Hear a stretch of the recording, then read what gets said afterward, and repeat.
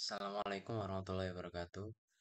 Perkenalkan nama saya Hilda Dabiansyah dari kelas TIH dengan NIM 23051220427. Di sini saya akan mempresentasikan tentang multiple linear regression, yaitu saya memakai dataset lung cancer prediction. Untuk latar belakang pemilihan dataset ini sendiri adalah yang pertama adalah kanker merupakan salah satu penyakit yang paling mematikan di dunia, dan jumlah kasusnya terus bertambah setiap tahun. Banyak faktor yang mempengaruhi risiko seseorang terkena kanker, seperti faktor genetik, gaya hidup, dan lingkungan. Salah satu faktor lingkungan yang semakin diperhatikan adalah polusi udara. Paparan polusi udara, terutama di kota-kota besar, diduga berperan besar dalam meningkatkan risiko penyakit seperti kanker paru-paru dan penyakit lain yang berhubungan dengan pernapasan.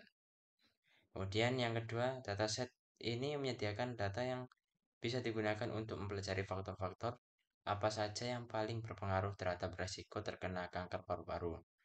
Data ini juga mencakup berbagai informasi tentang pasien kanker, termasuk faktor lingkungan seperti polusi udara, kebiasaan merokok, serta faktor risiko genetik. Dengan menggunakan dataset ini, kita bisa mengeksplorasi bagaimana faktor-faktor tersebut mempengaruhi kesehatan, terutama dalam kaitannya dengan kanker paru-paru. Oke, kita next. Beberapa alasan mengapa dataset ini dipilih yaitu untuk mengetahui faktor-faktor apa saja yang paling berpengaruh terhadap risiko terkena kanker paru-paru. Jadi melalui dataset ini kita bisa menganalisis bagaimana polusi udara atau kebiasaan merokok atau risiko genetik berperan dalam meningkatkan risiko terkena penyakit kanker paru-paru.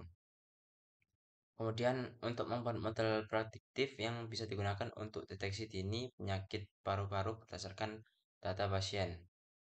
Kemudian yang ketiga yaitu dataset ini juga memiliki berbagai macam variabel seperti faktor genetik, gaya hidup, misalnya kebiasaan merokok, dan faktor lingkungan seperti polusi udara, dan masih banyak variabel-variabel lain yang memungkinkan kita untuk menggunakan metode analisis yang lebih kompleks untuk mencari pola hubungan antara variabel ini.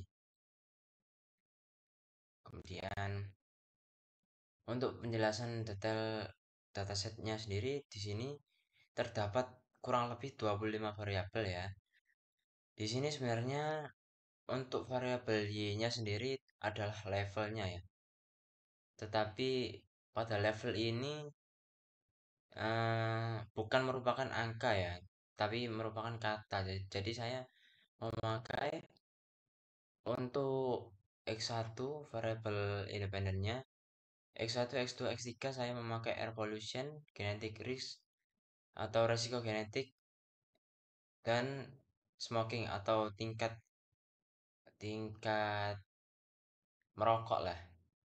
Untuk Y-nya saya memakai chronic lung disease yaitu tingkat keparahan penyakit paru-paru.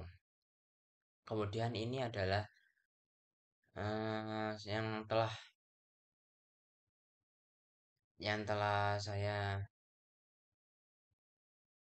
persiapkan untuk menghitung metode linear metode multiple linear regression. Kemudian yang di bawah sendiri adalah jumlah dari keseluruhan data, yaitu data 1 sampai data ke 50. Kemudian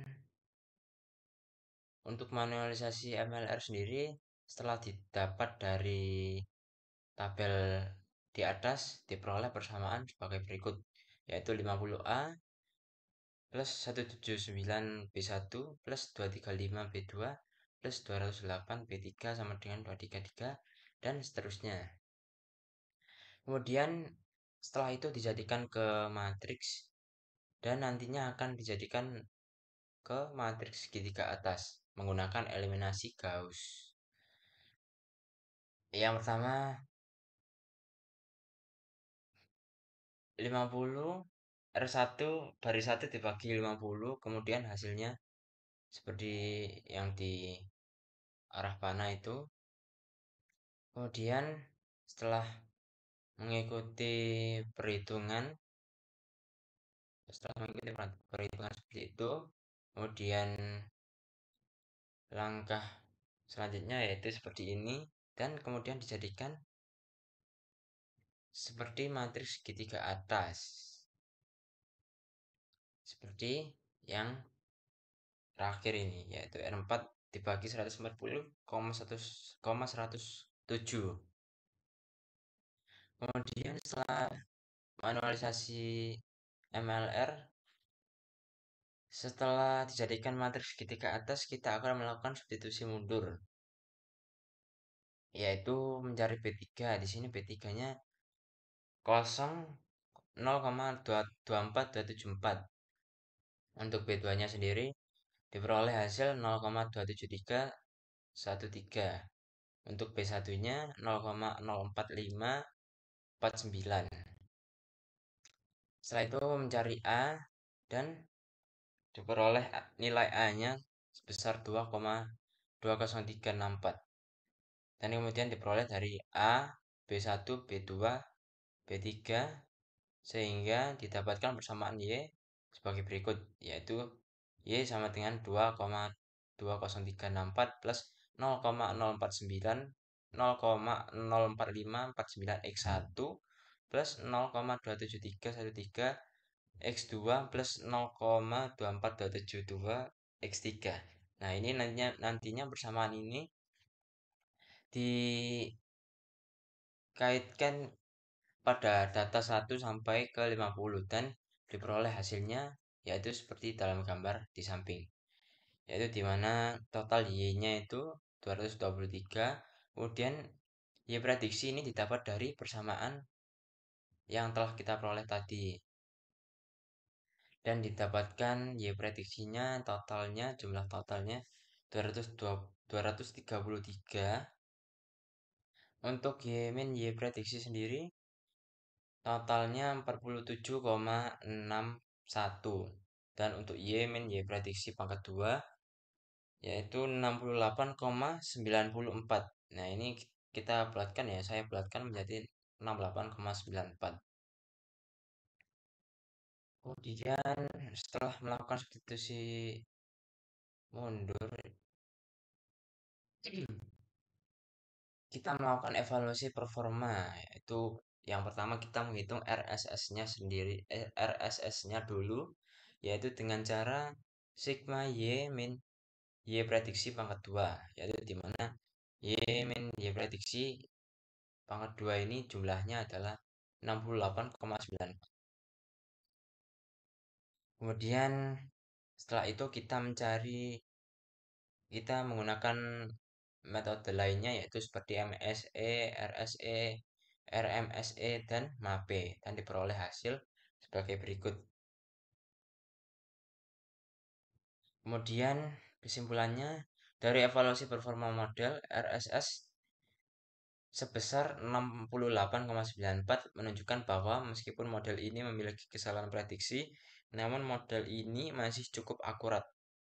Kemudian untuk RSE-nya sebesar 1,19, MSE sebesar 1,38, dan RMSE sebesar 1,17 yang menunjukkan bahwa kesalahan prediksi model relatif kecil dengan rata-rata kesalahan prediksi sekitar 1,17.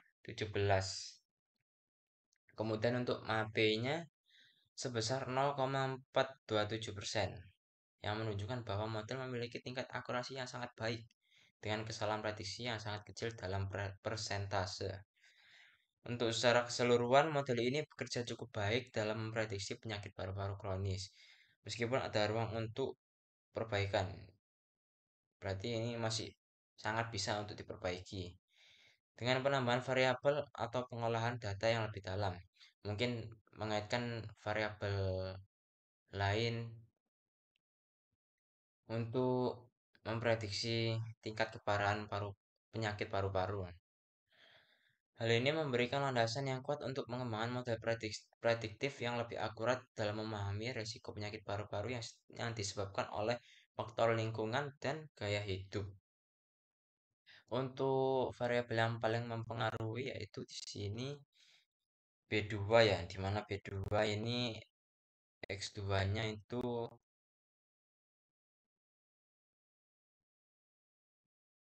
genetik risk atau resiko genetik. Kemudian angka terbesar nilai terbesar kedua yang paling mempengaruhi adalah variabel smoking. Dan untuk air pollution ini sendiri adalah cukup kecil ya, yaitu 0,04549. Yaitu berarti tidak terlalu mempengaruhi sebenarnya. Yaitu di sini dapat kita simpulkan bahwa variabel yang paling berpengaruh adalah genetik risk atau resiko genetik. Sekian dari presentasi yang telah saya sampaikan. Apabila ada kesalahan dalam bertutur kata, mohon dimaafkan. Wassalamualaikum warahmatullahi wabarakatuh.